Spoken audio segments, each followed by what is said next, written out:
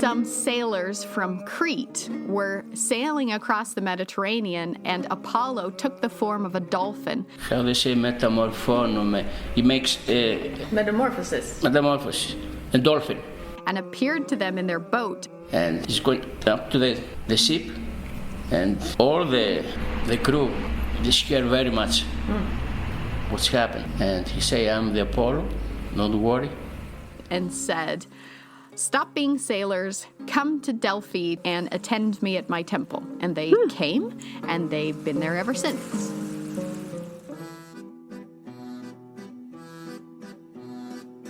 It's said that she personally decapitated many, many men. But when they entered the palace of the Pashim, she came face to face with his wife, who begged her to save her life and the lives of all the other women in the harem.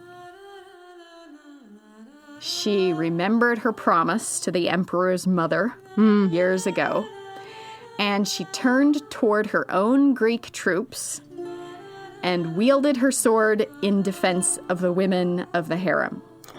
She saved every last woman in the palace, and this act is one of the centerpieces of her legend. Hey, History of Ancient Greece listeners. I'm Katie Nelson. And I'm Olivia Meikle. And we are the hosts and producers of What's Her Name podcast. What's Her Name brings you the stories of fascinating women you've never heard of. Through compelling interviews with fellow academics, writers, and historians, we are taking world history and putting the women back in. We bring you biographies of women from all periods of history. Every episode also features era-appropriate music to really bring the story to life. From madams to martyrs, from emperors to astronomers, we cover all of it. Check us out at what'shernamepodcast.com or find us on your favorite podcast app. And now, back to the History of Ancient Greece podcast.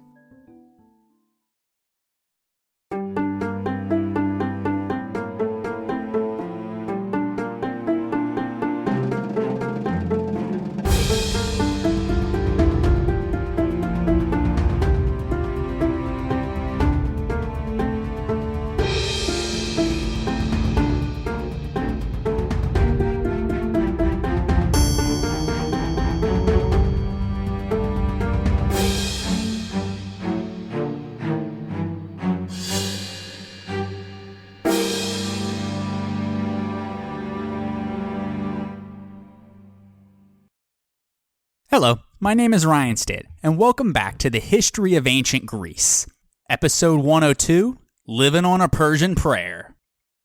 Today's episode is brought to you by our new April Patreon supporters, Lindsay Marie Ludke, Trevor Coley, Claudia Morgenstern, and Samantha Parsons, as well as PayPal donors, Nilufar Atai and Laura Gilpin.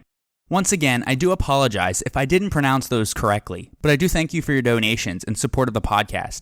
If you too would like to support the History of Ancient Greece, you can become a monthly Patreon supporter or a one-time donor. Links to the various sites are in the show notes. And now, let us turn our attention back to the ancient Greeks. As news began to spread about the Athenian disaster in Sicily, the Greek world was likely as stunned by Athens' defeat to Syracuse, as it had been by their victory against the Persians at Marathon, almost 70 years earlier. For many of their allies, and their enemies, the myth of naval superiority that had allowed them to hold their empire together was now shattered. While back in Athens itself, there was a general panic throughout the city, as the loss of 2 entire fleets and so many experienced fighting men had a debilitating effect. Not only that, but the Athenians had now lost their best and most experienced generals. Demosthenes, Lamachus, Nicias, and Eurymedon all died in Sicily, and Thucydides, Alcibiades, and Hyperbolus were off in exile.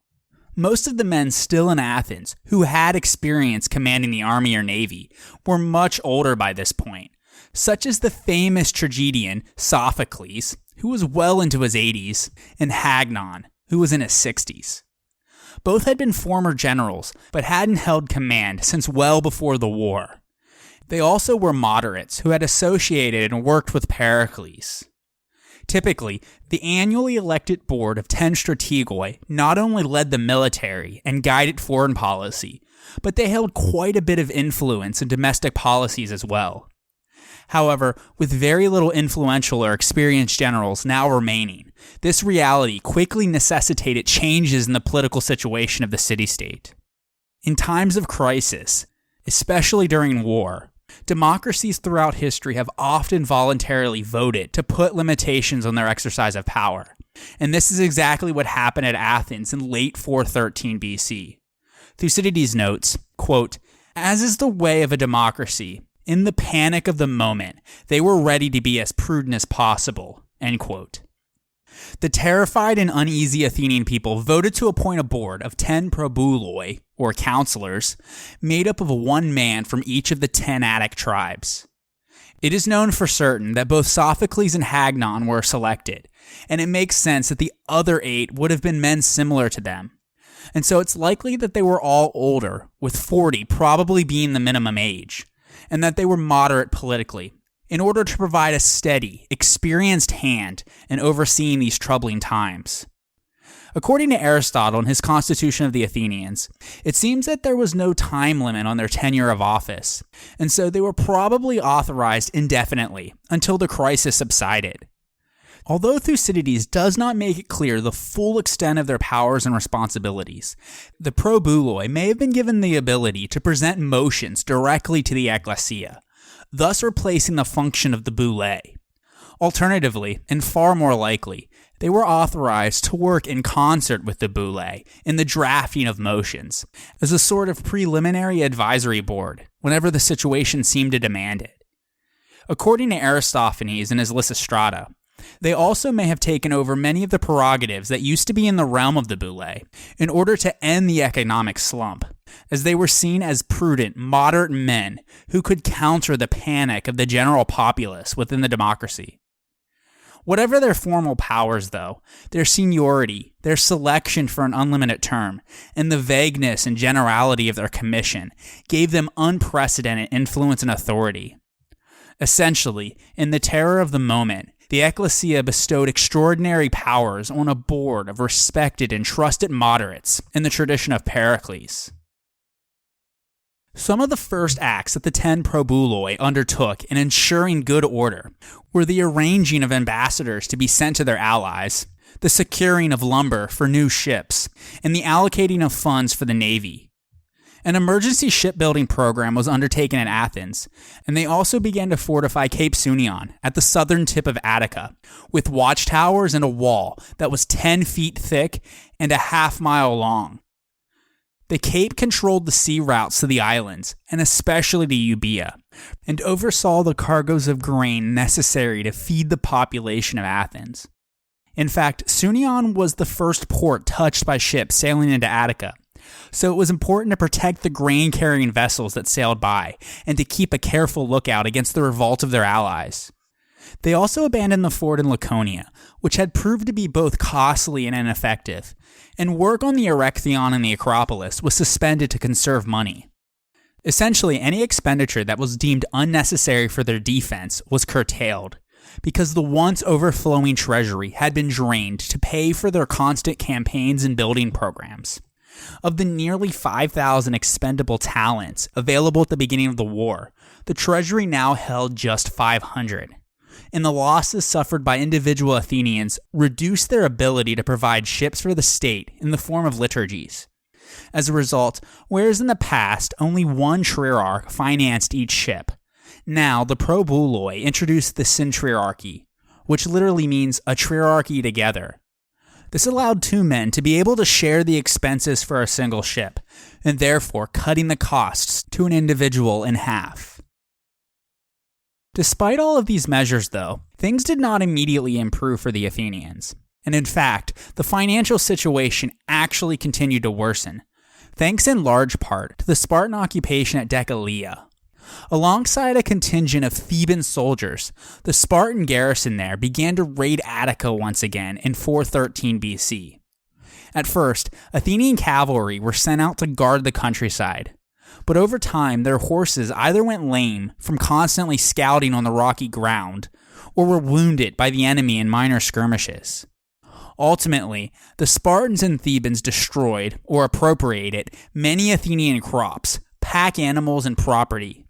In particular, the Thebans were the most opportunistic and diligent in their hauling off of Athenian property.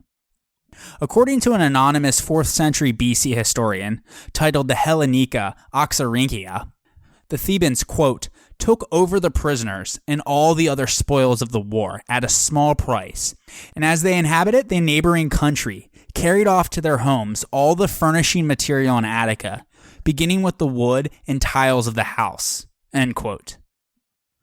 Although Peloponnesian invasions in the Aegean War also caused severe devastation to Attic land and homes, these had only been short affairs at the beginning of the campaigning season, and when they were finished, the enemy troops returned back to where they came from. But as Decelea was a fortified outpost, equidistant from both Athens and Boeotia, the Spartans and Thebans were able to send out daily raids year-round, which not only caused more destruction to Athenian land and property, but it also made the Athenians engage in constant, exhausting guard duty by day and by night, just in case the enemy would choose to venture too close to their city's walls. At the same time, the Spartans had placed their triremes at anchor near Oropus on the Attic coastline and blocked the overland supply route coming in from Euboea. Diodorus says that the Probuloi responded by sending a fleet to Oropus, but the unnamed Athenian generals in charge bungled the entire affair, losing 22 ships and barely getting the rest safely over to Eretria.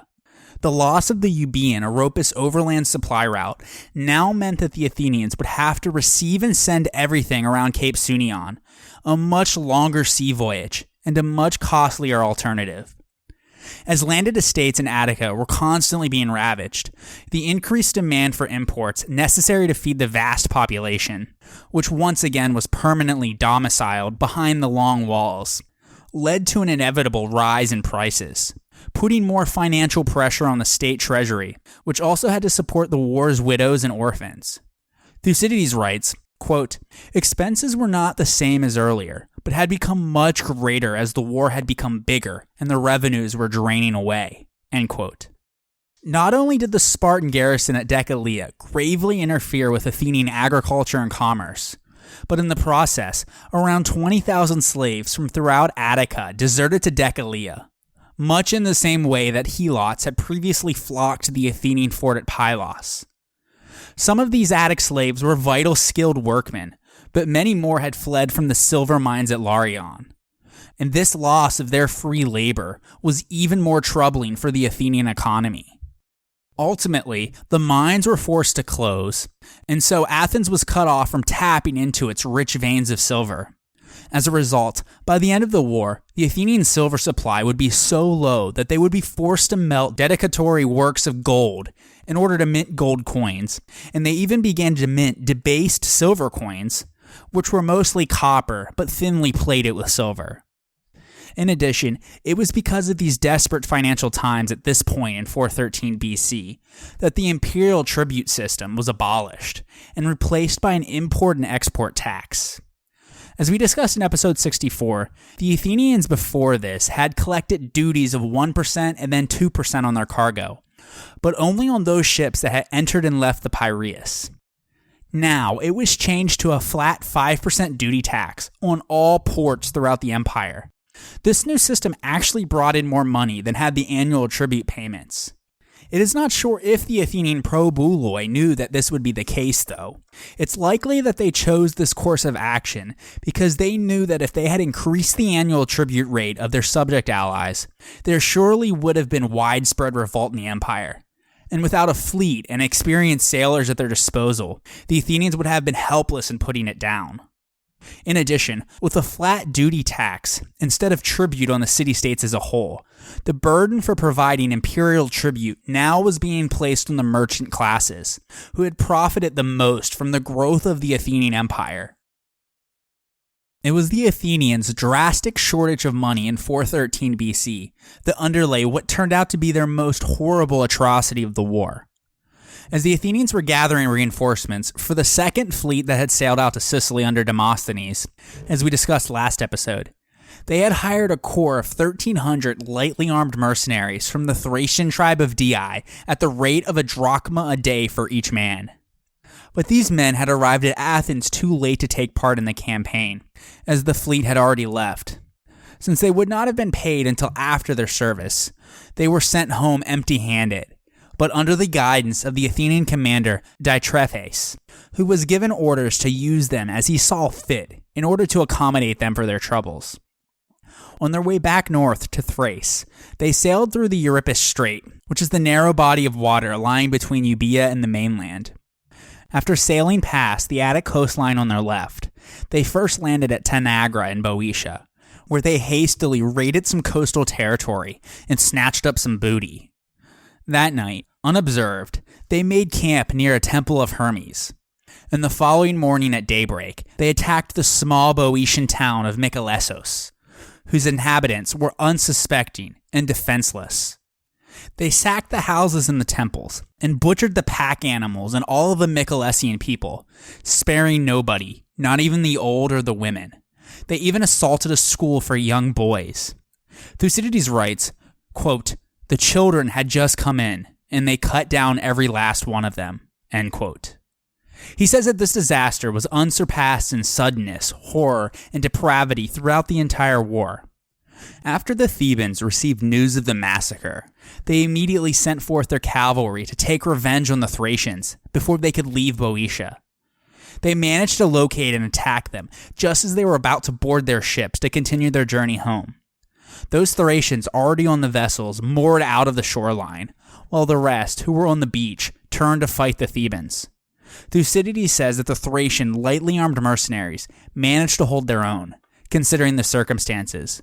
But in the end, about 250 were killed, with only 20 losses for the Thebans, though that number included one of their boetarchs, Scirphondas.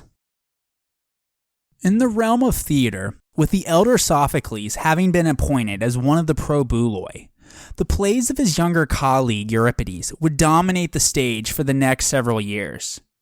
Retreating to his isolated cave on the island of Salamis, Euripides began to write tragedies for a people whose lives were now steeped in actual tragedy. Thousands of citizens had lost loved ones in Sicily, and the entire city was still in a state of trauma from the horrors of that disaster. At this time of deep grief, any tale of bloodshed or divine punishment would have seemed to be too much. And so, although in the past Euripides produced plays that brutally rebuked Athenian arrogance and inhumanity with themes of death, sorrow, and retribution, his newest ones were meant not to cut, but to heal.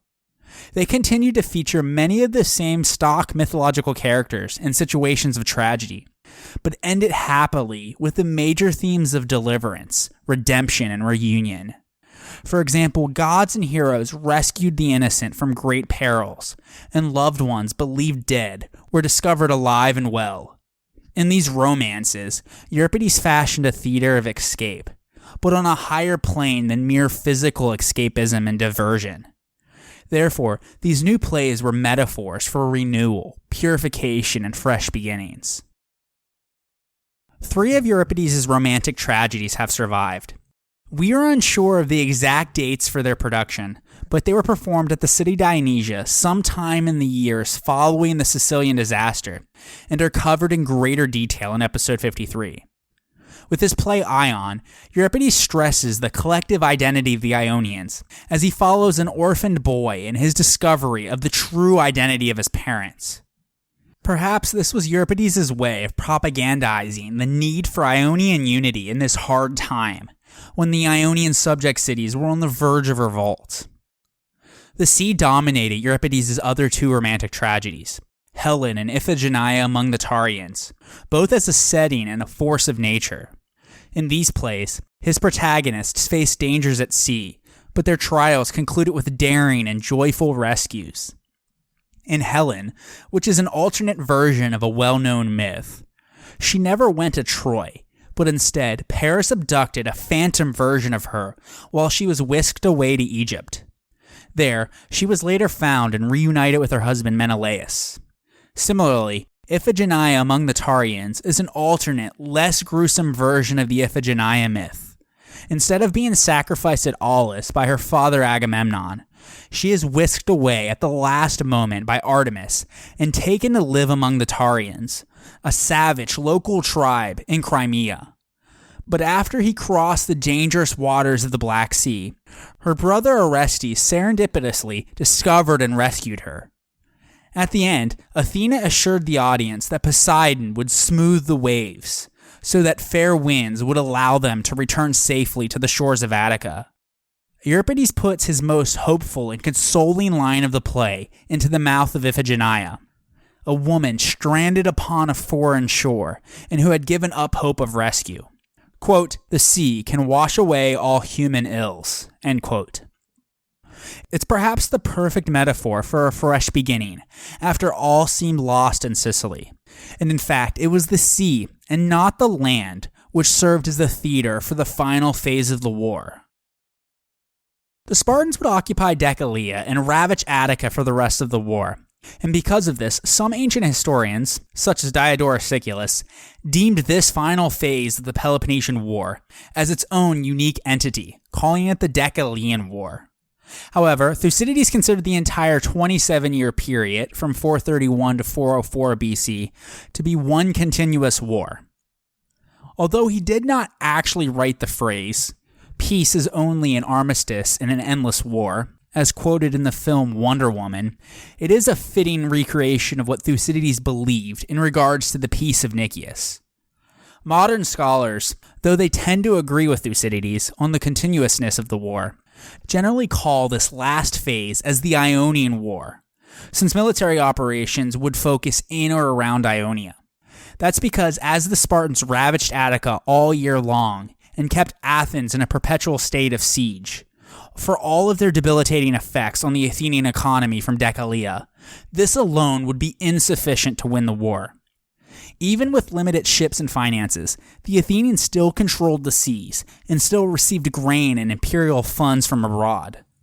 And so the Spartans would have to be far more adventurous and challenge the Athenians at sea in Ionia, and especially in the Hellespont, as only this would bring about the dissolution of Athenian imperial revenue and prevent Hellespontine grain from reaching Athens.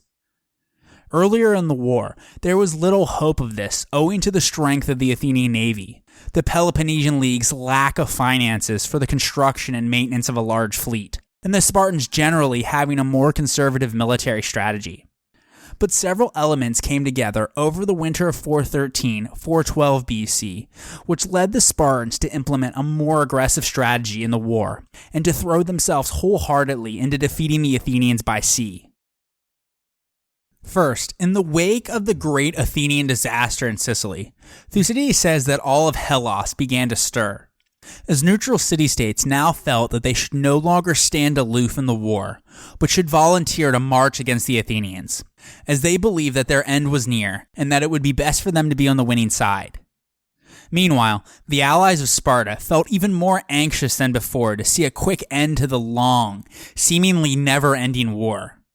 Above all, though, many of the subject allies of the Athenians in the east and northeast began to contemplate revolt, but only if the Spartans assisted them. With all of these reasons for confidence, the ambitious war faction at Sparta pressed even more for a change in foreign policy, and the traditionalists, who opposed military operations outside the Peloponnese for very long, could no longer offer any substantive resistance. In time, the majority of the Spartans would come to realize that a more aggressive strategy would be needed. In the meantime, though, seeing that victory was well within their grasp, Aegean from Decelea took his army into central Greece on a campaign that reveals his and Sparta's first step towards a Spartan imperial foreign policy. Aegean and the rest of his aggressive war faction knew that central Greece held strategic importance, as it could be used as a base from which the Spartans could stir up rebellions and gain territory in the northern Aegean. And so Aegean first marched his forces to the region of Oeta, near the Gulf of Malis, in an effort to extort money from them, in reprisal for an old hostility. That being their attack on the former Spartan colony of Heraclea and Trachis. Despite protests and opposition from the Thessalians, though, Aegean didn't stop there, as he then continued to extort money from a number of local peoples. He also took a number of hostages, which were then sent to Corinth for safekeeping, in the hopes that their eventual ransoming would force their countrymen over to the Spartan alliance. Afterwards, Aegis began to make every preparation necessary for ratcheting up the war effort the following spring. In particular, in order to contend with the Athenians at sea, who by this point were already beginning to rebuild their fleet, Aegis commissioned the construction of a new Peloponnesian naval force of 100 triremes. It was ordered to be ready for action the following spring, and the ships were to be built by themselves and their allies.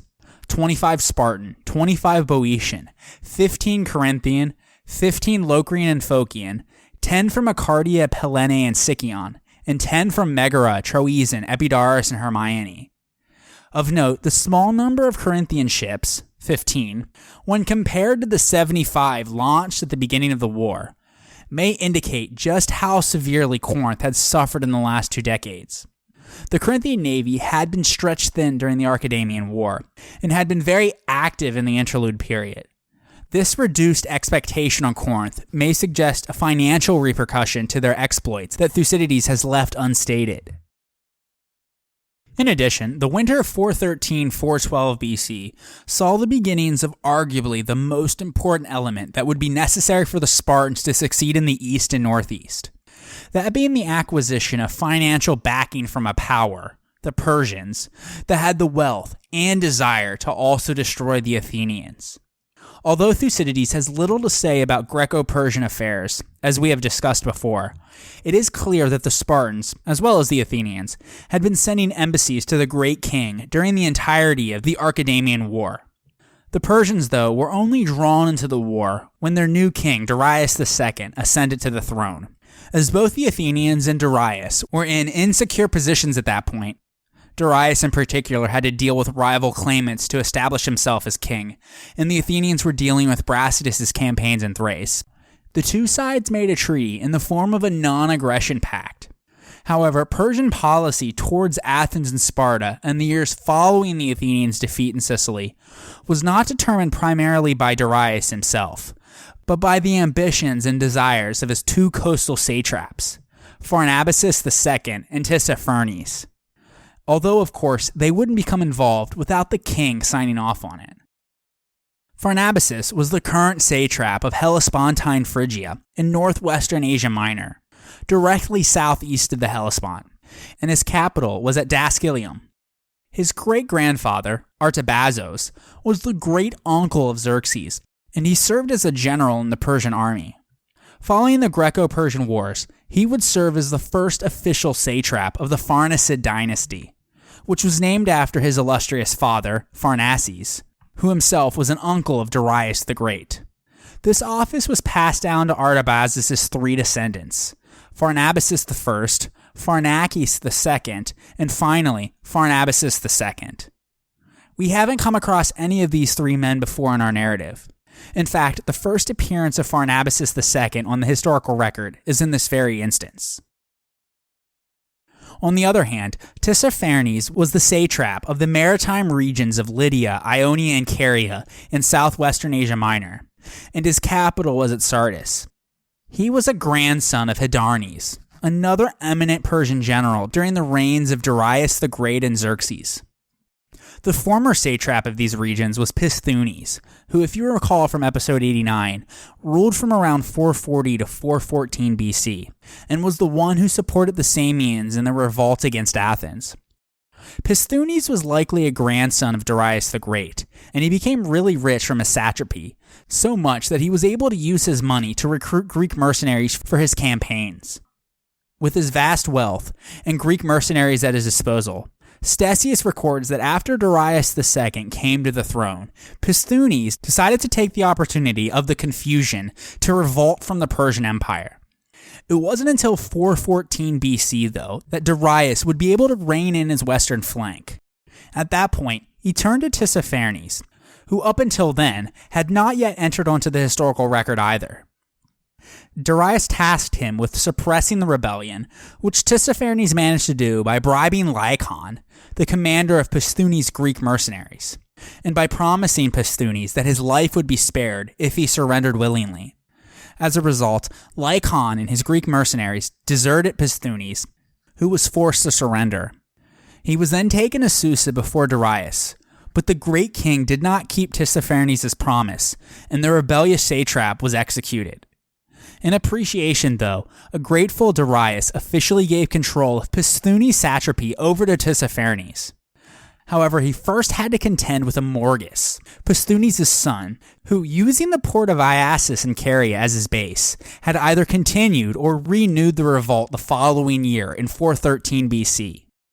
According to Andokides, in his speech on the peace with the Spartans, which was delivered in the early 4th century BC, after Athens had signed a non-aggression treaty with Darius II upon his ascension to the throne, with which his uncle Epicleus was involved, as we mentioned, the Athenians foolishly broke it here when they decided to support the rebel Amorgus. Although we are unsure who supported this policy, one might consider it hubristic for the Athenians to think that while they had just sent 2 fleets to fight Syracuse and Sicily, and the Spartans were beginning to raid Attica from Decelea, that they would choose to anger the Persians and open up a third simultaneous theater in the war. According to a fragmentary inscription, an Athenian called Melisandros was the man involved with physically supporting Amorgus in the east. Whoever he was, the Athenians collectively voted to send him aid in this endeavor. Not surprising, after the Athenians had received word of the disaster in Sicily, they would come to regret their fatal error of judgment and their betrayal of their eternal friendship with the Persians by supporting the revolt of Amorgus. Thucydides entirely omits these events, though, and his silence here has puzzled scholars. Some have concluded that he simply lacked the knowledge and that it wasn't him trying to purposely hide information, and this seems to be the most likely explanation, because as we know, he was not against pointing out the follies or mistakes of the Athenian demos at large. Whatever the case, Tissaphernes was under Darius' orders to either capture alive or kill Amorgus. In addition, and this is where Thucydides' narrative picks up, as the 2 satraps hoped to exploit the Athenians' recent disaster in Sicily, Pharnabazus and Tissaphernes also had been ordered by Darius to collect the outstanding tribute from the Asiatic Greeks in their provinces, who instead of paying them, had been giving phoros to the Athenians since the Greco-Persian Wars. And so it was for this very purpose that these 2 satraps hoped they could make use of the Spartans. Despite their previous non-aggression pact with the Athenians, it is clear that the Persians had never genuinely accepted Athens' right to collect tribute in Asia Minor, and had never given up hope of bringing these cities back under Persian control. And so, now that the treaty had technically been broken, the Persians wished to rectify the situation, and in doing so, they wished to align their aims with that of the Spartans. But as we have alluded to in the past, any potential Spartan-Persian alliance ultimately would necessitate the Spartans ceding control of these Asiatic Greek cities over to the Persians, which went against their proclaimed calls of freeing the Greeks. This is what hindered previous negotiations, as the Spartans were reluctant to prioritize the crushing of the Athenian Empire over the preservation of Asiatic Greek freedom. Eventually, though, those priorities would begin to change. Also during the winter of 413-412 BC, appeals for aid came to the Spartans from Euboea, Lesbos, Chios, and Erythrae, who all wished to revolt from Athens. Euboean envoys were the first to arrive at Decelea. Agis immediately accepted their proposal and sent for Alcamenes and Melanthus, who were back in Sparta, to come to Decelea and to take command of the Euboean campaign. Not much is known of Melanthus, but Alcamenes was the son of a man named Sthenelatus, which may be the same guy who, as Ephor, spoke so strongly in favor of war some 20 years earlier, as we discussed in episode 90. These 2 men arrived with some 300 Neodamodes, and Agis began to arrange for their crossing over to the island of Euboea. But just before they left, additional envoys arrived from Lesbos, who also sought Spartan aid with their own revolts. The Lesbian proposal was strongly supported by the Boeotians. The reason isn't stated, but they somehow managed to convince Agis to postpone acting in the manner of Euboea for the time being. And so he made arrangements for Alcamenes and Melanthus to assist the Lesbians instead. Alcamenes was to sail immediately with 10 ships, while the Boeotians promised to provide 10 additional triremes the following spring. and these were to be commanded by Melanthus. All of this was agreed upon and ordered by Aegeus only, and without instructions from back home at Sparta, as his reputation by this point had given him enough gravitas to be able to send troops to whatever quarter he pleased and at any moment, without consulting the Garcia or E-Force first. But that winter, 2 other delegations arrived seeking Spartan aid, one from Chios and Erythrae, with an ambassador of Tissaphernes, and another on behalf of Pharnabazus himself. However, these did not go to Aegeus at Decelea, but to the E-Force back at Sparta. As each petitioned for assistance with their uprisings, the rival satraps let it be known that they both had the authorization of the great king, and that Persia was ready to join in the war against Athens. But there was no way that the Spartans could aid both satraps at once, because their perpetual fear of a Helot revolt meant that they didn't want to stretch their resources so thin, with Aegeus already at Decelea. Therefore, they had to choose a singular area to focus, whether they wanted to cooperate with Pharnabazus in Lesbos and the Hellespont, or with Tissaphernes in Chios and Ionia. This decision, though, wasn't so clear-cut, despite the fact that Aegeus had decided earlier to assist the Euboeans, and then the Lesbians. In fact, good arguments could be made in support of any of the 4 proposals. The Athenians kept their flocks and herds on Euboea, and cutting it off would effectively cut off their livestock provisions. On the other hand, Lesbos was a rich and strategically located island, which could be used as a base for a campaign to cut off Athens' lifeline to the Black Sea, that being their grain supply. In this endeavor, Pharnabazus' offer promised Persian financial support. They had brought 25 talents with them already, and also offered access to the Hellespont itself, which might bring the quickest victory over Athens. The Chians, though, promised the Spartans that they could make use of their large fleet of 60 triremes, and Tissaphernes invited them to come over at his own expense. So the Spartans had a tough decision to make. In the end, though, Alcibiades gave his recommendation to the E4 Endius, and this must have held a lot of weight, as the Spartans chose to work with Tissaphernes and the Chians. But before they promised to commit any forces, they sent a Perioecic man named Phrynis to Chios in order to see if the Chians actually had as many ships as they had promised. When Phrynis arrived back with news that the Chians had told the truth, the Spartans then voted to bring them and the Erythraeans into their alliance, and to send 40 triremes to join the Chian fleet, for a total of 100. Some scholars have suggested that their sizable fleet was likely the deciding factor in choosing the Chian option, as such a large force of triremes could form the core of a great navy that the Spartans wished to create if the revolt succeeded. It was decided that 10 of the 40 were to sail immediately under their admiral Melenchridas, while the other 30 would join the following spring, 412 BC. But before they could leave, an earthquake rocked Laconia, which frightened the superstitious Spartans into reducing the original 10 down to 5, and instead of Melenchridas, they were to be commanded by Halkidius. No information was given as to why the change of command, though. But even then, the equipping of these 5 vessels moved slowly, so that by the spring, they still had not launched from Laconia. While the Spartans did take earthquakes and omens seriously, strategic and political factors must have also played a considerable part in their delay. Ultimately, by the beginning of the summer of 412 BC, the Chians had grown increasingly annoyed by the Spartans' delay in their promised aid, and afraid that the Athenians would soon find out what was going on. So they began to urge that the Spartan ships be sent out immediately. The Spartans acquiesced, but instead of launching from Laconia, they sent 3 Spartiates to Corinth, with orders to haul out all of the ships currently there across the isthmus to the Saronic Gulf as quickly as possible, and to sail them off to Chios. But Aegeus' quota of ships also had not been fulfilled, and so only 39 of the requested 100 ships were anchored in the Corinthian Gulf. At the same time, Aegeus could not have been very pleased when he received news that his own plan had been rejected by those back in Sparta for another. But after hearing that the majority of the Spartan people were bent on going to Chios first, he eventually relented. Furthermore, according to their bylaws, the Peloponnesian League had to be consulted before undertaking any expedition, so these 39 ships could not be launched until it was approved. When the League finally met at Corinth in the summer of 412 BC, it was decided that they would adopt the Spartan plan to send Halkidius to Chios with 5 Corinthian vessels, but that they also would dispatch a second fleet under Alcamenes to Lesbos, as Aegean had desired. In a later third mission, presumably after Chios and Lesbos were firmly in the Peloponnesian League's control, a third Spartiate named Clearchus would then take a force into the Hellespont.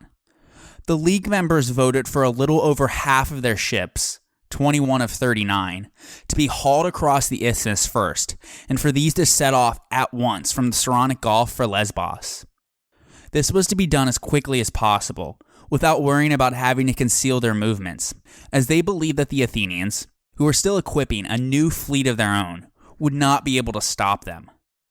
But despite the situation that Athens had found itself in, the slow-moving Spartans continued to exercise great caution in preparing their 5 ships to be sent out to Chios under Halkidius. Furthermore, the Corinthians also refused to accompany their 5 ships to Chios until after the Isthmian Games had been completed later that summer. Although Aegean offered to take command of the expedition to Chios himself while they remained at home for the festival, they turned this down, and so another delay ensued. Not surprisingly, the resulting delay gave the Athenians time to discover the plot. They sent one of their generals, Aristocrates, to Chios, where he accused the Chians of planning a rebellion.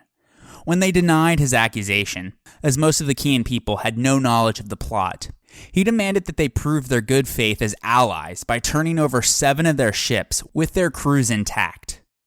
Because the oligarchically minded Chians feared that their plot would be opposed by the common people, and because Peloponnesian hesitation made them begin to doubt that the promised aid was even coming, they did as they were ordered and gave over these ships. The Isthmian festival then took place, and the Athenians under truce also attended. There, they secretly managed to learn even more about the Peloponnesian plans for Chios. And so, in late summer of 412 BC, when Alcamenes finally led his 21 ships out to sea from Kenkreae, the Corinthian port on the Saronic Gulf, an Athenian fleet of roughly the same size was waiting for them, 7 of which were those given over from Chios. This completely surprised Alcamenes, and not wishing to engage the Athenians at sea, he turned around his ships and sailed back to their harbor at once. It was only a show of intent, though, as the Athenians soon turned back and withdrew to Piraeus for reinforcements. While the Athenians were increasing the size of their fleet to 37, Alcamenes tried to sneak away southwards along the Peloponnesian coast, but his ships didn't go undetected, and an advanced squadron of Athenian triremes chased after them. However, Alcamenes managed to evade them and make it safely to the deserted port of Spiraeum, just north of Epidaurian territory, and only losing 1 ship in the process. But then the rest of the Athenian ships arrived, and attacked Spiraeum by land and sea, as some sailed into the harbor against the beached Peloponnesian ships, while marines disembarked and charged against the enemy's forces. A confused but yet violent melee ensued, and in the process, the Athenians disabled many enemy ships on the beach. They managed to kill Alcamenes, while losing only a few of their own men. Then they boarded their ships and detached a small number of them to blockade the Peloponnesian fleet, while they anchored the rest of theirs at a small adjacent island. Afterwards, they set up a camp on the island, and since they were determined to not let any Peloponnesian ship make it into the Aegean, they sent a request back to Athens, asking for more ships, so that they could have the necessary numbers in order to keep 24/7 watch on the enemy. At the same time, some Peloponnesian forces had arrived over land. According to Thucydides, the situation seemed so dire that the Corinthians thought about burning their ships that were being besieged in order to prevent them from falling into Athenian hands, until finally they resolved to haul them up onto the shore and to guard them with their land forces until a convenient opportunity should arise for them to attempt an escape. This detail by Thucydides is somewhat suspect, though, and his disdain for the Corinthians is well documented. It seems more logical that an experienced naval power such as Corinth would only decide to wait for the remainder of their fleet to join them, most of which had yet to be pulled across the isthmus, rather than decide to destroy their important and very expensive ships. Back in Sparta, news of the defeat and the death of Alcmenes tempered their enthusiastic mood, and many at that point decided against sending out more ships. But Alcibiades stepped forward and played a key role here in ensuring that the expedition went forward. Ultimately, he persuaded Endius and the other ephors to send 5 ships under Halkidius directly to Ionia, with himself on board, before the news of their defeat could arrive over there. He would tell them of Athenian weaknesses and assure them of Spartan eagerness, and he argued that the Ionians would readily believe his testimony. But Alcibiades had reasons of his own to push for this mission. Despite all of his valuable contributions to the Spartan cause as their advisor, Alcibiades began to anticipate that he would fall out of favor with the Spartan government very soon. According to Plutarch, for some time he had taken advantage of Agis' long absences, where he was off with the army at Decelea, to seduce his wife, the Spartan queen Timea, also called Timonassa. Apparently, the previous winter, at one point when Agis was back in Sparta, an earthquake had driven him from the bedchamber of his wife into the public's view, and so out of superstition, for 10 months he had no further intercourse with her. But despite this, Timea miraculously had grown pregnant with a son, who would be named Leotychides. And so rumors quickly began to spread that the father was Alcibiades. He therefore didn't want Agis to find out that his wife was pregnant while he was still in Sparta, because clearly the Spartan king would know that the baby wasn't his, and would eventually hear the rumors and come to suspect him. And so he needed to leave Sparta and achieve a success so great as to make him invulnerable, even to Agis' eventual wrath. Or failing this, he had to escape to the last place that could offer him refuge against both the Athenians and the Spartans, that being the Persian Empire. In any case, the expedition Ionia presented both possibilities. At about the same time in the summer of 412 BC, the 16 Peloponnesian ships from Syracuse, which had served under Gylippus, had begun to make their way back from Sicily to the Peloponnese. But a squadron of 27 Athenian vessels, under a man named Hippocles, had been ordered to be on the lookout for these ships and ambush them near the island of Leucas. Although they lost one vessel in the struggle, the other 15 Peloponnesian ships managed to evade the Athenian fleet and to sail safely into Corinth. Meanwhile, in the late summer, the Spartans at last galvanized themselves into action, as the Spartan commander Halkidius and Alcibiades sailed out from Laconia with a small squadron of 5 ships to Chios. These ships, unsurprisingly, were detected by the Athenians, and so 8 of their vessels that formed part of the blockading fleet at Spiraeum peeled off under Strombichides to chase after them. But the Athenians were not able to catch up to them, and so the Spartans continued on to Ionia. In order to maintain the secrecy of their approach, they seized every ship that they encountered along the way, though they let them all go when they arrived at Corycus, the first point that they touched on the Ionian mainland. There, they were visited by pro-oligarchic Chians, who urged them to immediately set sail for Chios without announcing that they were coming. The Spartans agreed to this, and the two sides planned for their arrival at the exact time of the next Chian council, so that they could make a swift and impactful arrival. Therefore, upon seeing the Spartan ships and soldiers making a landing on their island, the majority of the Chian people fell into a state of shock and then panic. This only increased after speeches were given by both Halkidius and Alcibiades, which promised that many more Peloponnesian ships were sailing on their way, though he said nothing of their fleet being blockaded at Spiraeum. As a result, the terrified Chian people voted to revolt against Athens.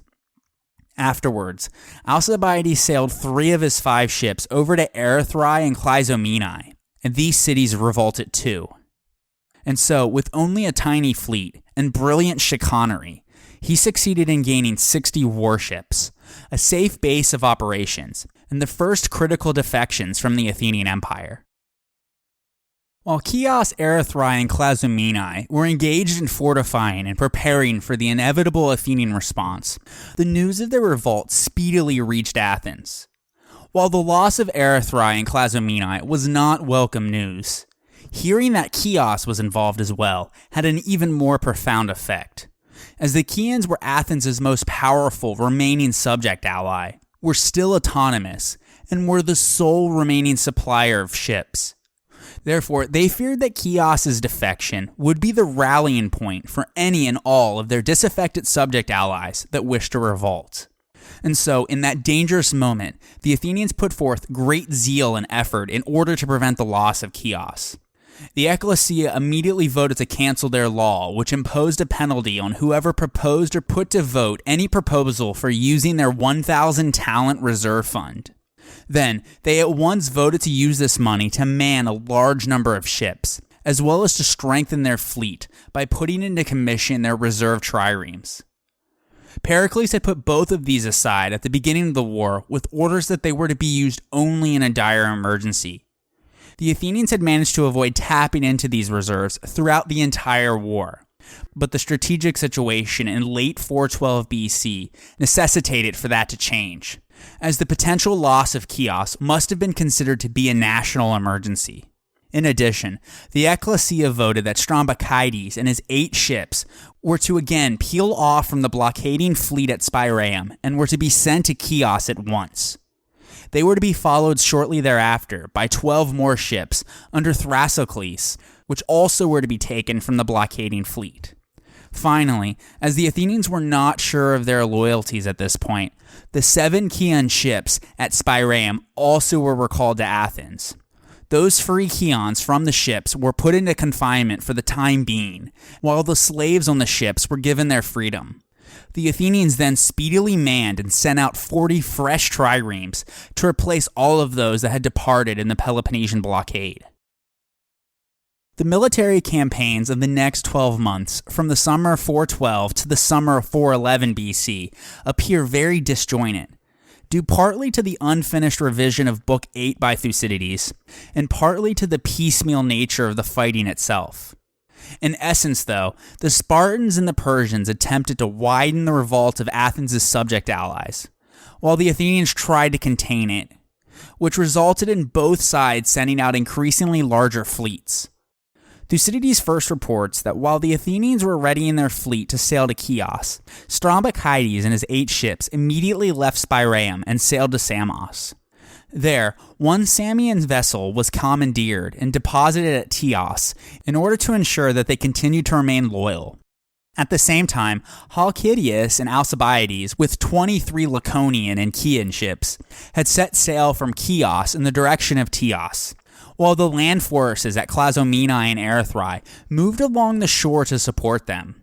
They hoped to ambush this small Athenian force and to blockade them in the harbor by sea and land. But Strombichides was informed of this in the nick of time, and so he was able to put out from Teos just before their arrival.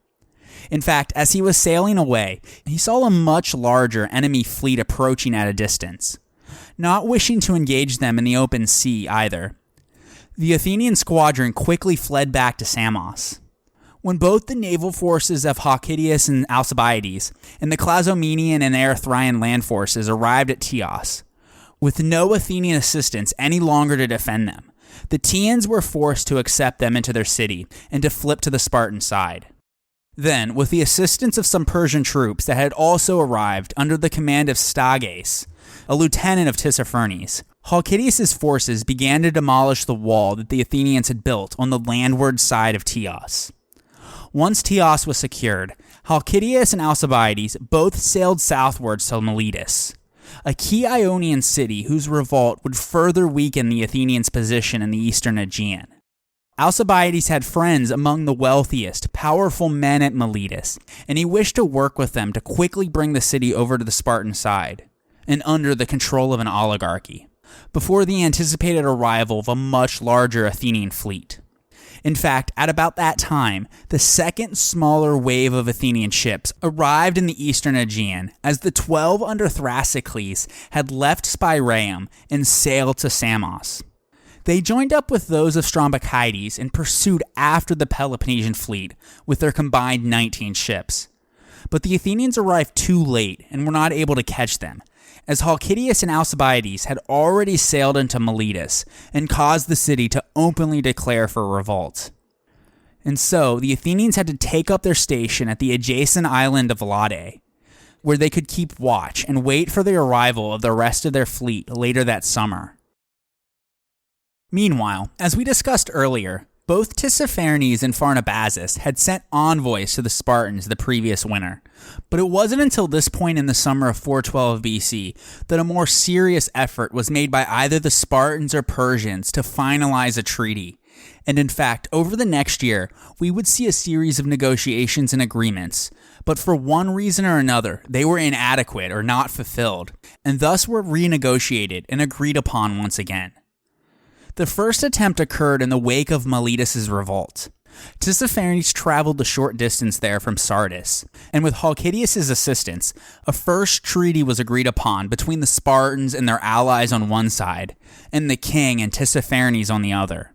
This so-called Treaty of Miletus is very one-sided and remarkable, though, in that it had a clause in which the Spartans agreed to concede Greek cities to the great king. Quote, "Whatever country or city the king has, or the king's ancestors had, shall be the king's." End quote. Therefore, perhaps inadvertently by Halkidius, the Treaty of Miletus effectively gave the Persian king control over not only Asia Minor, but also Thessaly and Boeotia, which had Medized in the Persian Wars, and therefore fell under the phrase "that which the king's ancestors had." The treaty also laid down that the two sides should work together to prevent the Athenians from collecting foros from their subject allies, that the Spartans would help the king against any rebellious subjects, and likewise the king would aid them if any of their allies rose up against them, and finally that the consent of both allies was required in order for any peace to be made with the Athenians. Basically, the war would now become a joint enterprise between the king of Persia and the Peloponnesian League in order to defeat Athens. Clearly, though, the Persians were the main beneficiaries, since, in theory, the treaty recognized their claim over the Asiatic Greeks and beyond, and did not formally commit them to paying the Spartans. Because of this, it's not surprising that the Spartans chose to keep this agreement secret from their allies. It's likely that Alcibiades was instrumental here in Halkidius' willingness to accept such an unbalanced treaty. He must have argued that a quick agreement, no matter what it stipulated, would give them the personal credit for achieving an alliance with the Persians before some other Spartan would be able to swoop in and do so, and that the details were unimportant and could be changed later. That's because expediency would have best suited Alcibiades' own desires, as he needed to achieve something great and immediately. No matter the treaty's flaws, though, Alcibiades had shaken Sparta from its timidity and lethargy, and for the first time, he opened a door for a Spartan victory. While these negotiations with Halkidius and Tissaphernes were taking place, although the Athenians at Lade were outnumbered by an enemy force at Miletus, they were still able to set up a blockade of the city. That's because Halkidius did not even give them any resistance, and he even turned down the Chians when they offered their services. Like most full-blooded Spartan commanders, he was reluctant to engage in naval battle against the Athenians, even against a much smaller fleet. This timidity and fear on Halkidius' part would have serious consequences, as the blockade of the Peloponnesian fleet at Miletus would allow the Athenians to send out into the Aegean a reinforcement squadron of 10 ships under Diomedon and Leon, and more importantly, to develop Samos as their naval headquarters against the Peloponnesians. In doing so, a brutal civil war broke out on the island. Supported by the Athenians, the Samian Democrats revolted against the oligarchic government. They put to death 200 from the upper classes, while exiling 400 more, many of which fled to Anaia, a city-state across from Samos on the Ionian mainland, where they established a resistance base. The Athenians then distributed to their Samian democratic supporters the lands and houses of the dead and exiled oligarchs and stripped those who remained of their civic rights, including the right of intermarriage with the lower classes. In addition, as a reward, and since they were now sure of their fidelity, the Athenians decreed autonomy for the Samian people, a benefit they once had before the revolt around 30 years earlier. All of this might have been prevented had Halkidius' fleet of 23 ships pushed back the 19 of the Athenians and established Peloponnesian control of the eastern Aegean. But as it stands, they did not press their advantage. In the later summer of 412 BC, the Spartans had their proverbial foot on the Athenian throat, and instead of crushing them right then and there, they mistakenly chose to give them just enough breathing space to survive, a dire mistake which the Athenians would capitalize on. Afterwards, the Chians had manned 10 more ships and sailed to the oligarchic Samian base at Anaia, where they hoped to gain intelligence of the happenings in Miletus. When they received a message from Halkidius that the Persian rebel, Amorgus, was near at hand with a land army, the Chians decided to sail after him. But as they approached the nearby temple of Zeus, they were attacked by the reinforcement squadron of 10 Athenian ships under Diomedon and Leon that were en route from Athens to Samos. Diomedon managed to capture 4 of the Chian ships, though they were empty, as the men had jumped into the water and swam ashore, while the other 6 and their crews made it safely and took refuge in the city of Chios. Afterwards, Diomedon led his now 14 ships onwards to Samos. At the same time, the Chians had sent off another unspecified number of ships, unaccompanied by their land forces, to cause the revolt of Lebedos and then Herae. These 2 cities sat to the south of the other revolting cities of Erythrae and Clazomenae, in the vicinity of Chios. After achieving success in their mission, both the Chian fleet and the army returned home. Meanwhile, the zealous Chians had also sailed with a third detachment of 13 ships to Lesbos. These were met by 4 ships under the command of Diniades, a Perioikic man from Laconia, and together they incited rebellions at Methymna and Mytilene. The 4 Laconian ships were left behind, and the 13 Chians then sailed off to the Hellespont. At the same time, the land forces of the Chians and Peloponnesians, under a Spartiate named Iolus, marched northwards along the Ionian coastline, passing through Phocia and Kyme, and bringing these important cities over to the Peloponnesian side. Back on the Peloponnesian shore, those 20 ships at Spiraeum finally broke through the Athenian blockade and sailed back to Cenchreae near the Isthmus, where they then prepared for a voyage to Chios. Here, they were met by Astyochus, who was to replace Halkidius as the new navarch of the Peloponnesian fleet for the following year, because the Spartans swapped out their naval leadership annually. Astyochus was tasked with weakening the allegiances of the subject allies to Athens, to cause them to revolt, and to demonstrate Spartan support by assisting them in any Athenian retaliation. But before the 20 Peloponnesian ships were ready to sail again, he received intelligence that Diomedon and Leon had left Athens with the aforementioned reinforcement squadron of 10 ships, likely thinking that Chios would be their eventual target. And knowing that the Peloponnesian fleet was blockaded at Miletus, he decided to push forward immediately with only 4 ships, with orders that the others should follow when they were readied. But when Astyochus arrived at Chios, he learned that Diomedon and Leon had added an additional 15 ships from Samos, meaning they were now sailing with a total of 25. But instead of sailing against the Chians, they went to Lesbos in order to put down the rebellions at Methymna and Mytilene. So Astyochus put to sea with 1 Chian vessel so that he could render whatever assistance possible to the Lesbians. When he arrived at Pyrrha on Lesbos, he set out to join the main Chian force at Eresus.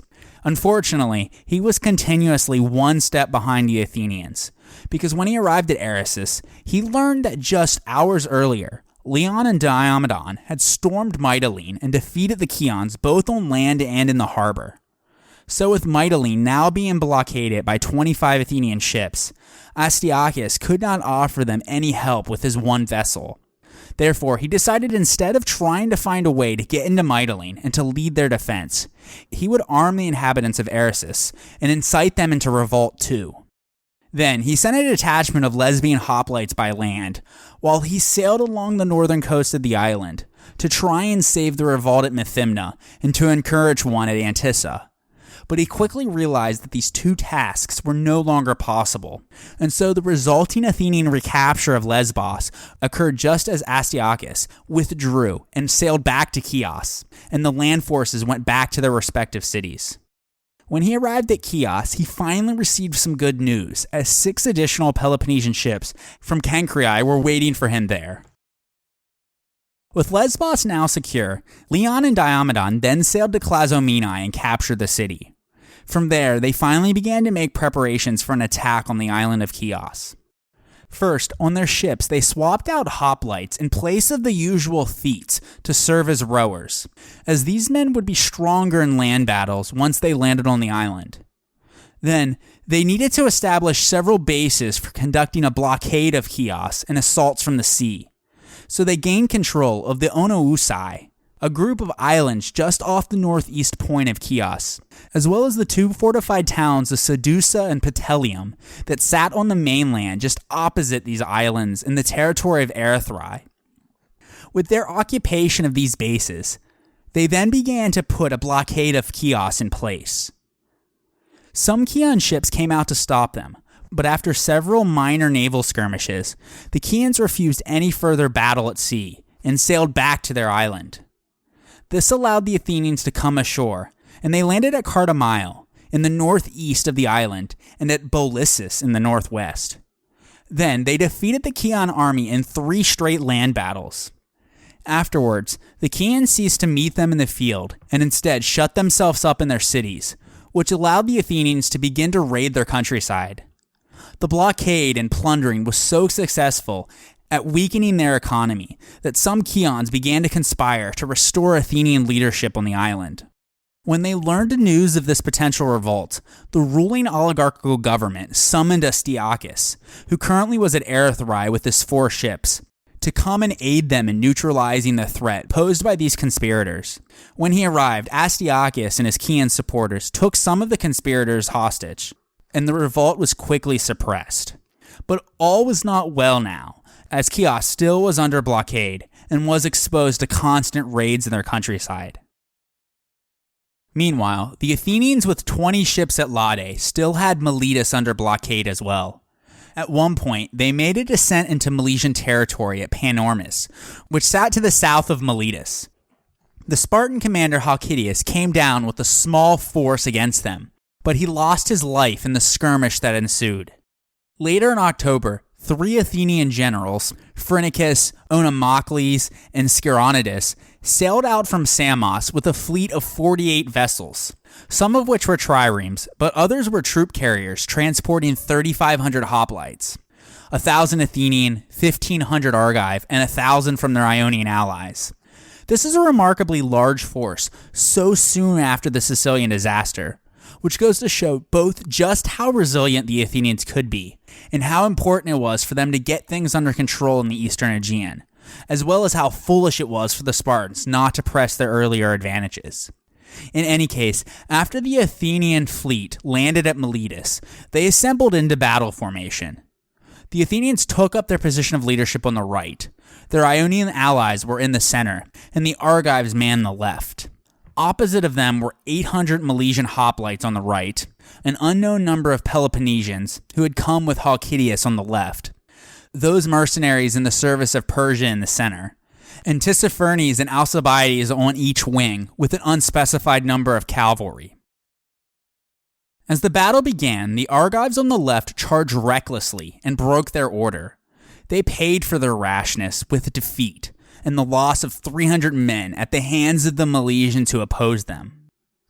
The Athenians and their Ionian allies fared better, though, as they routed the Peloponnesians and drove off the Persians and their mercenaries, after which the Milesians prudently fled within their city's walls. Thucydides then points out that the Ionians on both sides overcame the Dorians, as the Athenians defeated the Peloponnesians and the Milesians routed the Argives. Apparently, this was striking enough to warrant special mention. In any case, the Athenians now controlled both the land and sea around Miletus.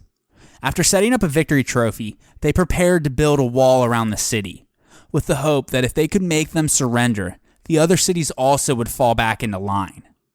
However, that same day, news arrived that a large Peloponnesian fleet of 55 ships, commanded by a Spartan named Theramenes, plus 22 from Sicily, led by their Syracusan nemesis, Hermocrates, had now arrived at Leros, an island just off of Miletus. After discovering that the Athenians had already surrounded Miletus, this combined Peloponnesian and Sicilian fleet of 77 ships left Leros, sailed into the Gulf of Iasus, and camped at Tekusa in Milesian territory. That night, Alcibiades rode up on horseback to Tekusa, and told Theramenes and Hermocrates of the Peloponnesians' recent loss in battle. He then advised that if they did not wish to lose Ionia to the Athenians once again, they needed to bring relief to Miletus at once. Accordingly, they planned to set out to take back the city the next morning. Meanwhile, that same evening, the Athenian and Argive generals debated on their next course of action, now that a much larger enemy force was in the vicinity of Miletus. The majority wanted to stay and fight, but their commander-in-chief, an Athenian named Phrynichus, opposed this decision, arguing that after the disasters which they had just endured in Sicily, he could not justify any decision for them to undertake such a risky action as this would be, unless it was absolutely necessary. Since he believed that it was not a necessity, he ordered them to pack everything up and to sail back to Samos, where they could concentrate all of their ships and attack when a better opportunity should arise. Thucydides gives his approval of Phrynichus' decision here, saying that he, on this occasion, showed himself to be a man of good sense. And so, that evening, the Athenians sailed back to Samos, leaving their victory incomplete and Miletus free from both siege and blockade. The Argives, though, were angered by this, and so when they arrived back at Samos, they sailed home and would play no further part in the war. This would be a huge loss for the Athenian cause. As soon as it was morning, the Peloponnesians set out for Miletus. When they arrived and found that the Athenians weren't there to oppose them, they began to put things back in order. But the Athenian retreat also had another costly consequence, because soon afterwards, Tissaphernes came to Miletus and persuaded the Peloponnesians to help him attack Amorgus at Iasus. Unaware of the Athenian withdrawal, the Iasians assumed the approaching fleet was Athenian, and so they did not mount a defense. As a result, the Peloponnesians easily captured Amorgus alive at his base, and they sacked the very wealthy city of Iasus.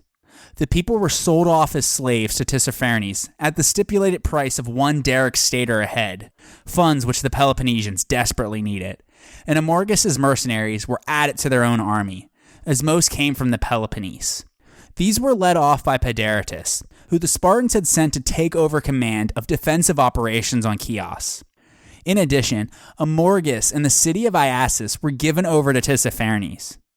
Ostensibly, Amorgus was eventually taken in chains to Darius' court, where he would have been executed. The importance of this event was threefold. It brought the end of the revolt of both Pisthenes and his son Amorgus, which had plagued Darius for 3 years, and which Tissaphernes had been specifically ordered to suppress. The Athenians had lost another ally, and the Spartans and Persians had cooperated to achieve their first victory together. Despite what Phrynichus had argued, the Athenians were still superior at sea, and had they stayed to fight, the entire war might have taken a different course. Just like with the Spartans' hesitancy earlier, there would be severe consequences for Athenian inaction here. Not only did their departure give the Milesians breathing space and new hope in the rebellion against the Athenian Empire, but on the domestic front, it deprived the moderate democracy of the pro-bouloi from achieving a victory which would have given them the prestige and credibility that would have enabled them to resist the oligarchic plots that were beginning to form in Athens. There will be more on that next episode. Over the winter of 412-411 BC, now that Iasus was in his possession, Tissaphernes built up its defenses. At the same time, the Peloponnesians caused Cneidos to revolt, and he installed a Persian garrison there. Then he went back to Miletus to deliver a month's pay to all of the ships, as he had promised, at a rate of a drachma, or 6 obols, a day for each man. Presumably, because he already had gotten from them all that he had wanted. Thucydides then mentions that Tissaphernes eventually began to reduce Peloponnesian pay to only 3 obols, or half a drachma, using the excuse that he had to consult the great king first, and if he agreed, he would give the full drachma once more. However, after the Syracusan general Hermocrates began to protest, Tissaphernes relented somewhat, agreeing to give the full amount of pay for just 5 ships. Basically, Tissaphernes began to pay 30 talents a month for 55 ships, and to the rest, for as many ships as they had above that, he paid 3 obols a man. As we will see next episode, the duplicity of Tissaphernes over the amount and timeliness of the pay for the Peloponnesian fleet stemmed partially from the influence of Alcibiades. That same winter, the Athenian fleet at Samos was joined by 35 more ships under Harmonius, Strombichides, and Euctemon. Phrynichus also called back their squadron at Chios, as well as any ships that they had out performing various reconnaissance missions in the Aegean, in order to repair any damages and to deliberate on their next course of action. Ultimately, it was decided that after any necessary repairs were made, these three men, with a total of 30 ships and 1,000 Athenian hoplites, would first sail to Lesbos, where they would oversee affairs there, before descending upon Chios, while the rest of their fleet, which was 74 ships, would advance upon the Peloponnesians at Miletus. And so, at some point shortly thereafter, an Athenian squadron of 30 ships left Samos for Lesbos. Along the way, they came across 3 Chian vessels sailing near Cape Argonus and decided to pursue after them. But a great winter storm came down from the Hellespont, which caused the 3 Athenian ships most forward in their pursuit to be wrecked and blown ashore to the city of Chios itself. Their crews were either slain or were taken prisoner. The rest of the 27 Athenian ships managed to find safety in the harbor known as Phoenikis, beneath Mount Mimos, and then moved on to Lesbos. There, they began to fortify their hold on the island, presumably because they expected, and rightfully so, that the Lesbians might try to revolt once again. At the same time, Astyochus did not just sit idle either. After putting down the pro-Athenian insurrection, he left Chios with 20 ships, 10 Peloponnesian and 10 Chian, and made 2 attacks, one on Pteleum and another on Clazomenae. Both of these missions were not only unsuccessful, but strong winds caused most of his ships to be detained around the islands of Marathusa, Pele, and Dremosa, which are close to Clazomenae. Unfortunately for Astyochus, he became separated from the rest of his fleet. Since he was navarch, his ship sailed in front, and so the strong winds carried him, and only him, further off to Phocia and then to Kyme. After the winds finally died down, 8 days later, the rest of his fleet was able to sail off to meet him at Kyme. While there, representatives from Lesbos arrived, requesting assistance from the Peloponnesians in another uprising against Athens. Astyochus knew the importance of Lesbos, and so he was eager to provide them with help, reasoning that if they were successful, the Spartans would gain a significant ally, and even if they failed, they would still bring harm to the Athenians, as it would cause them to use resources and to lose men just to once again put it down. But the Corinthians and their other allies were averse to this on account of its failure the first time around, and they didn't want to lose any more of their own men or ships in what they believed would be a fruitless endeavor. And so, without any ally support, Astyochus was forced to decline the Lesbians' offer. Afterwards, Astyochus returned to Chios, where he found that a Spartan named Pedaritus had arrived. He had been sent to take over control of Chios and the Spartan land forces, while Astyochus was to remain navarch. Before he left, though, Astyochus once again listened to proposals for a revolt from Lesbian envoys, but he once again had to decline them, as his plans this time were opposed by the Chians and Pedaritus. Astyochus was greatly angered by the refusal, and so he vowed to never come to the assistance of the Chians again. Then he stormed off and sailed away from Chios with 11 ships, 5 Corinthian, 1 Megarian, 1 from Hermione, and his 4 Laconian. On his way to Miletus, in order to formally assume his command as navarch of the Peloponnesian fleet, he stopped for the night at Mount Corycus in the territory of Erythrae. There, he narrowly escaped capture by a large force of 30 Athenian ships sailing from Samos to Lesbos. The two forces had been separated only by a single hill between them, and neither became aware of the other's presence.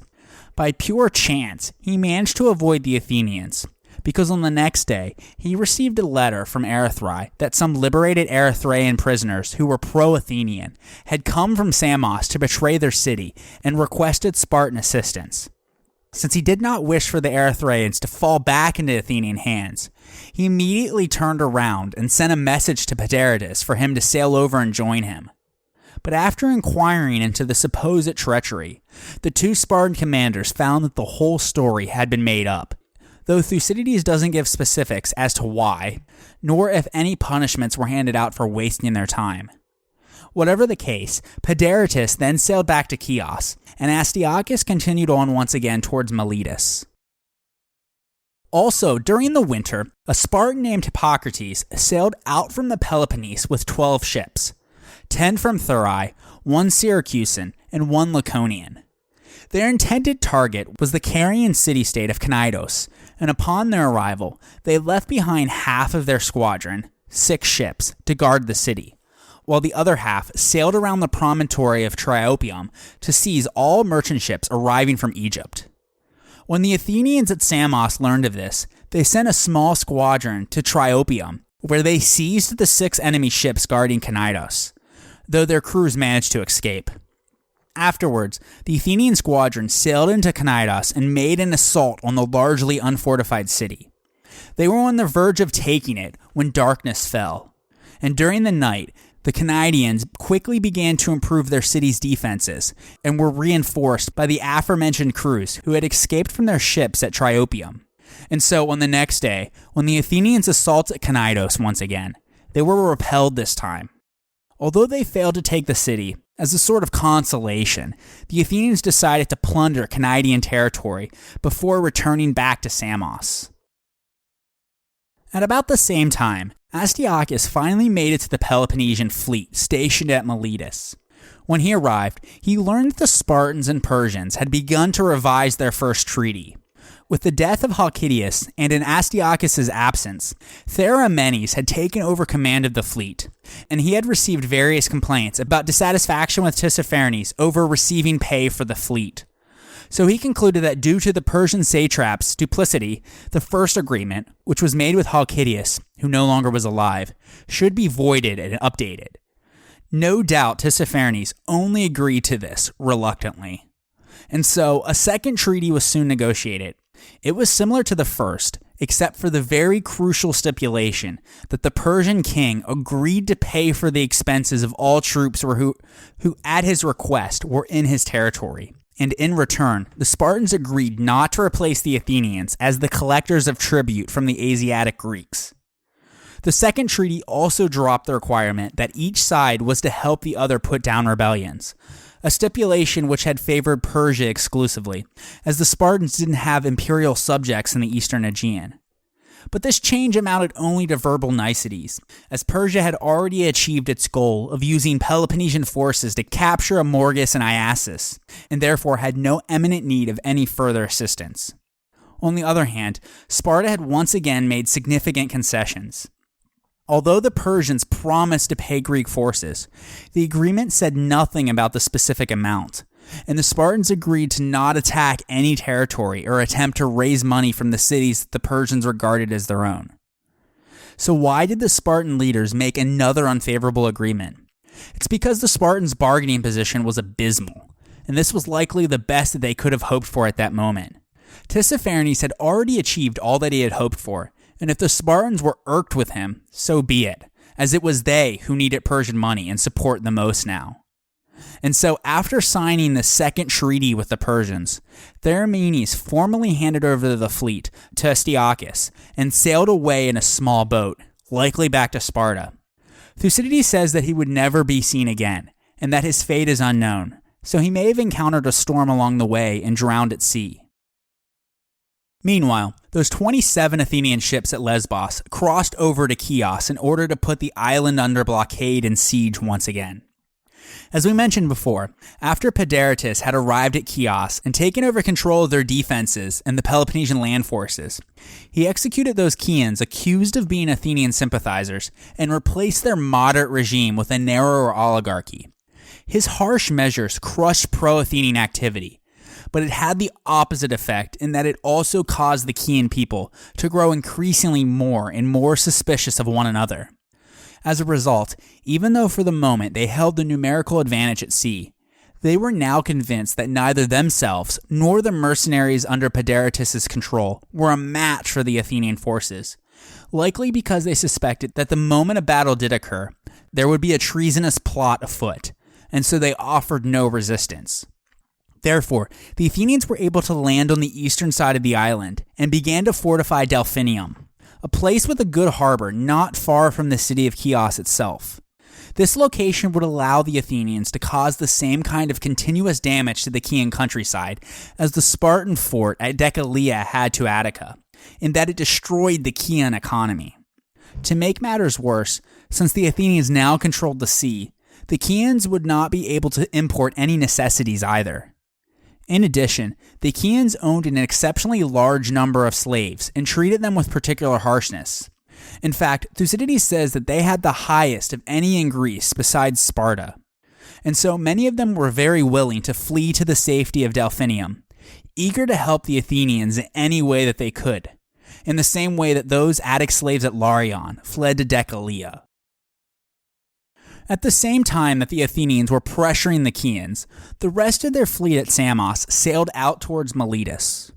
When they arrived, they tried to coax the Peloponnesian fleet into battle on multiple occasions by making sorties out against them. But every time, despite the fact that the Peloponnesians had a numerical advantage of about 90 triremes against the 74 of the Athenians, Astyochus declined their challenge. And so the Athenians eventually, and begrudgingly, returned to Samos. Meanwhile, the worsening plight of the Chians' position led Pedaritus to dispatch a message that requested Astyochus to immediately bring aid, while Delphinium was still in the process of being fortified, and Chios could still be saved. However, per his last angry vow, Astyochus denied this request. When Pedaritus urged him to reconsider, Astyochus once again declined. And so a frustrated Pedaritus denounced him as a traitor and reported his conduct back to Sparta. However, despite what he may have said, his reasoning was probably more sound than just petty anger. That's because between these two Spartan commanders stood 101 Athenian triremes, 74 at Samos and 27 at Chios, which Astyochus would have to evade or fight through, and this was no small task. Regardless of whatever sound reasoning he may or may not have had, his refusal to fight the Athenians in front of Miletus and to save their allies at Chios caused Astyochus' crews to complain openly that his policy was undermining the Peloponnesian cause, that he had been bribed, and that he had attached himself to Tissaphernes for his own gain. Thucydides here portrays Astyochus as being timid and inept, and because of this, many scholars have come to regard his leadership, or lack thereof, as being a key reason for Sparta's early failures in the Ionian War. While this may be true, Halkidius was quite inept as well. And once again, both of their inactivities can most likely be explained by the fact that most Spartiate commanders at sea were naturally cautious and reluctant to take on an Athenian fleet, and therefore this timidity and ineptness was systematic, rather than a trait solely belonging to Astyochus. Still, faced with pressure from his allies, and likely the fear of criticism, or worse, from back in Sparta, Astyochus finally capitulated and began to make preparations to sail to Chios. Meanwhile, thanks to the letters of Pedaritus denouncing Astyochus, the Spartans began to grow suspicious of their navarch's intentions, though they likely already had grown dissatisfied with his performance thus far. As a result, orders immediately were given to their allies to man and equip 27 additional ships, which were to be commanded by two Spartiates named Antisthenes and Clearchus. In addition to the rowers and hoplites, with them would be 11 Spartiate commissioners, led by a man named Lycus, who had been an Olympic victor in the chariot race and a man of significant diplomatic experience.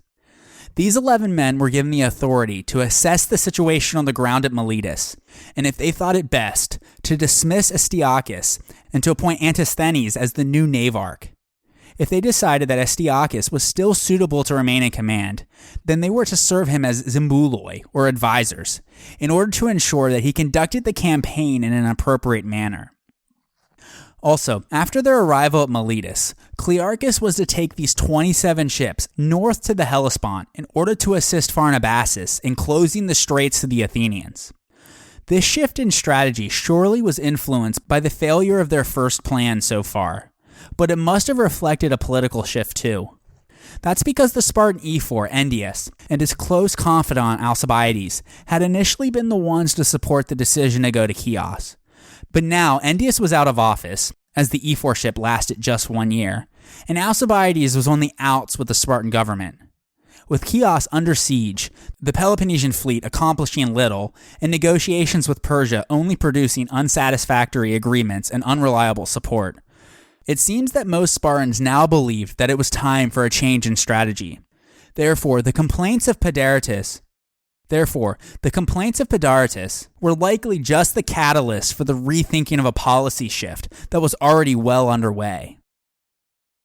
And so, later that winter, when these 27 ships were readied, they sailed out from Cape Malea in the southeastern Peloponnese and journeyed across the open sea. At Melos, they came across a squadron of 10 Athenian triremes. They were able to capture 3 of them, but not before the crews were able to escape. After they burned the enemy Athenian ships, they decided to change their route and sail southwards towards Crete, as they were now afraid, and rightfully so, that the 7 Athenian ships that escaped would give information of their approach to the Athenians at Samos, and thus would cut them off from reaching Miletus.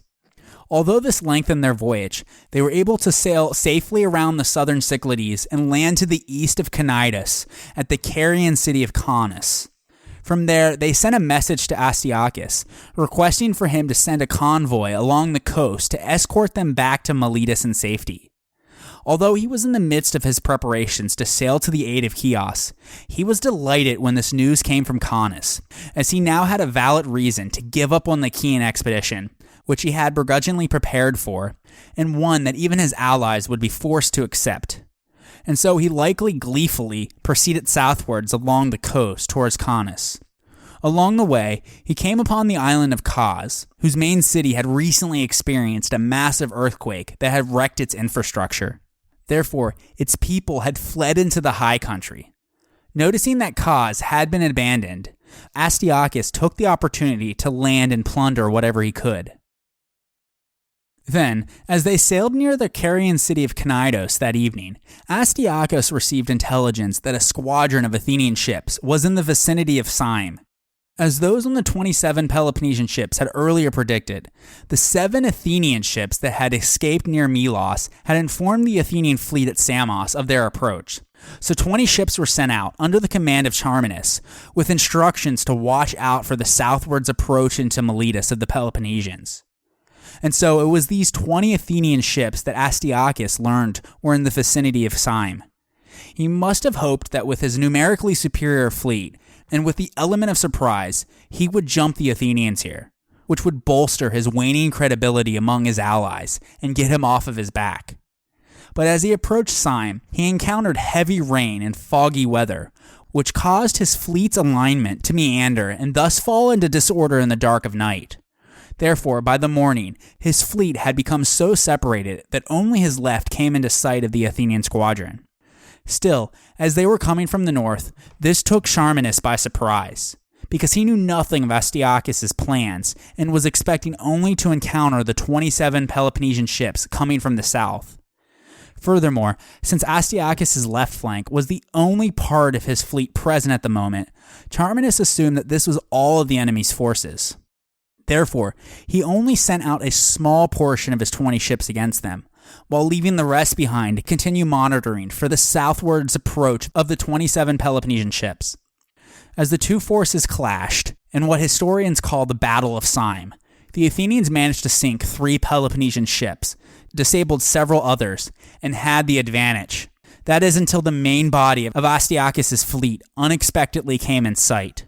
At that point, the Athenians found themselves surrounded on every side, so Charminus gave the order for their retreat. As they fled, 6 of their ships were caught from behind and disabled. Thucydides, though, doesn't report whether the crews were captured or managed to escape, but the other 14 made it safely to the island of Tetlusa, and from there to Halicarnassus.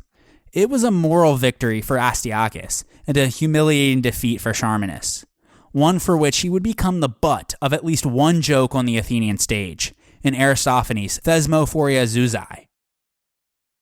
Afterwards, Astyochus set up a victory trophy on the island of Syme, and then he sailed his fleet to Cnidus, where he sent word to those a little further south at Kaunas that he was now clear for them to bring their ships and join him. After the two Peloponnesian fleets met up and merged at Cnidus, they found that the remaining 54 Athenian ships at Samos had combined with those 14 of Charminus at Halicarnassus, and were seeking to avenge their defeat. Their combined number was 68 triremes, and although Astyochus still had a numerical advantage with around 90, he refused to fight a major sea battle once again. He was only interested in smaller skirmishes apparently. And so the Athenians collected their dead and went back to Samos. Afterwards, the Peloponnesian ships remained at Cnidus, where they underwent any repairs that were needed, while the Spartan commissioners conducted their investigation of the charges against Astyochus. They ultimately acquitted him and he remained as navarch, but with them as his advisors. Then, Tissaphernes arrived at Cnidus, and the commissioners met with him to present their grievances. Although the Spartan commanders, Halkidius and Theramenes, had behaved as though the previous two treaties with Persia were binding, technically they had never been formally ratified back at Sparta, and Lycus in particular repudiated them, since they supported Persia's territorial claim in recovering the Asiatic Greeks and everything on the Greek mainland as far as Boeotia, which gave, as Thucydides puts it, a Median master to the Hellenes instead of liberty.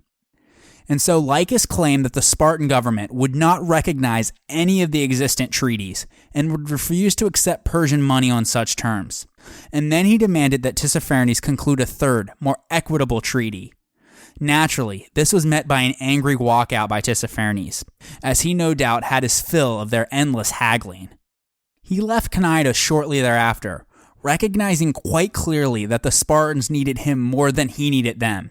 And it would have been great naivety for Lycus to not realize that in any deal in which the Spartans would receive Persian gold, that at the very least, they would have had to abandon their claims as the liberators of Greece by selling out the freedom of the Asiatic Greeks back to Persia. One explanation for the behavior of Lycus, though, might be that as the Spartans had decided to move the war geographically from Ionia to the Hellespont, away from his satrapy to that of Pharnabazus, he wanted to make their demands impossibly difficult for Tissaphernes to accept, and thus give them a legitimate excuse, at least in their eyes, as they planned to go back on their deal and enter a new theater of operations. An unexpected opportunity, though, delayed the move to the north. Soon after Tissaphernes left Cnidus, pro-oligarchic Rhodians arrived in order to persuade the Spartans to support rebellions and to install oligarchies on their island, which they argued would bring their rich resources and manpower to the Peloponnesian side. The Spartans quickly agreed to this, as they hoped that this would provide them with the necessary funds to pay for the war themselves and no longer be reliant upon Tissaphernes' money. And so the Peloponnesian fleet, with 94 ships, sailed from Cnidus to Rhodes and incited its three prosperous cities, Camarus, Lindus, and Iassus, into revolt in January of 411 BC. When the Athenians received word of this, they dispatched a fleet of 75 ships. But by the time that they reached Rhodes from Samos, they were too late. So they lined up their ships off the island's coast in battle formation and challenged the much larger Peloponnesian fleet to come out and fight. But again, Astyochus refused. Instead, he had his men haul their ships ashore, and for the rest of the winter, they remained inactive. The Athenians, though, at first did not disembark and try to force a land battle on Rhodes. But back in Athens, popular opinion was turning against the Athenian general Phrynichus, due to the high cost of his decision previously not to fight the Peloponnesian fleet at Miletus, and for his opposition to Alcibiades' plan of an oligarchic revolution at Athens. More on that next episode. Eventually, an Athenian named Pisander convinced his fellow citizens to depose Phrynichus, as well as his co-general, Scrionides, and to replace them with Leon and Diomedon, who were currently overseeing operations at Chios. When the two new generals received word of the change towards the end of winter, they immediately sailed to Rhodes and parted ways with Phrynichus' cautious strategy. By ordering the Athenian fleet to make an attack on the island while the Peloponnesian ships are beached, After they disembarked, they defeated a Rhodian army that came out against them in a pitched battle. Then, they got back on their ships and moved the fleet to Halkae, an island close by to the northwest of Rhodes, that they used as a base of operations to monitor the Peloponnesians and to continue to launch raids on the Rhodian coastline for the rest of the winter. So this was the military situation at the beginning of 411 BC for the Athenians. They had established a naval base at Samos, and they had 2 fleets currently plying the seas, one trying to put down the rebellion at Chios, and a larger one now at Halkae. The situation in Chios was trending in their favor, and it was too early to tell for Rhodes. For a year and a half after the Sicilian Disaster, the Athenians had somehow pushed on. The situation could have been a lot worse than it was, though, and they managed to survive for several reasons. First and foremost, their enemies lacked initiative. Although Athens was temporarily without a fleet, Corinth and Syracuse were slow to bring theirs into the Aegean, and Sparta's other allies were also slow to furnish troops or ships.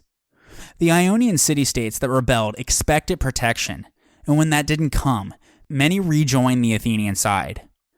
Also, at Sparta, they were divided as to how to barter the Ionians' freedom in exchange for Persian gold, and so their negotiations with Persia were slow, which frustrated Spartan battle plans.